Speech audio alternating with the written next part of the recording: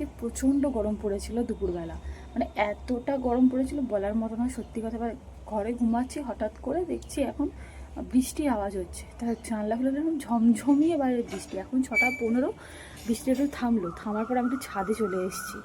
ছাদে আছি এখন। আর এই দরজাটা আমাদের চিলেকোঠার ঘর, ঠিক আছে? তো ছাদে আছি, তোমাদের ওয়েদারটা একটু দেখাই, দাঁড়াও। দেখছো কি সুন্দর হয়ে গেল, আকাশটা এত সুন্দর লাগছে। ফোনে কতটা বোঝা যাচ্ছে জানি না, কিন্তু খুব সুন্দর লাগছে আকাশটা।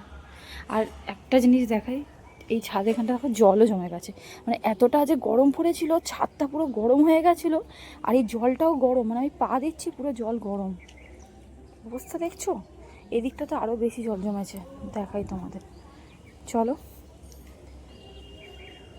এখানটা দেখছো আরও বেশি জল জমেছে এই দিকটাতে।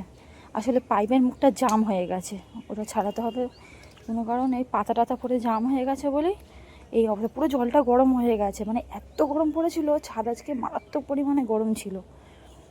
একটু বৃষ্টি হয়ে খুব ভালো হলো, কিন্তু আরেকটু যদি বৃষ্টি হতো ভালো হতো। ওয়েদারটা কেটেও গেল, আর মনে হবে বলে মনেও হচ্ছে না। ঠান্ডা হয়েছে, কিন্তু আরেকটু বৃষ্টি হলে আরও ভালো হতো। আর ঝড়ও হচ্ছিলো, হালকা হালকা ঝড়। ঝড়টা তো খুব বেশি হয়নি, তাহলে ওয়েদারটা আরও ভালো ঠান্ডা হয়ে যেত।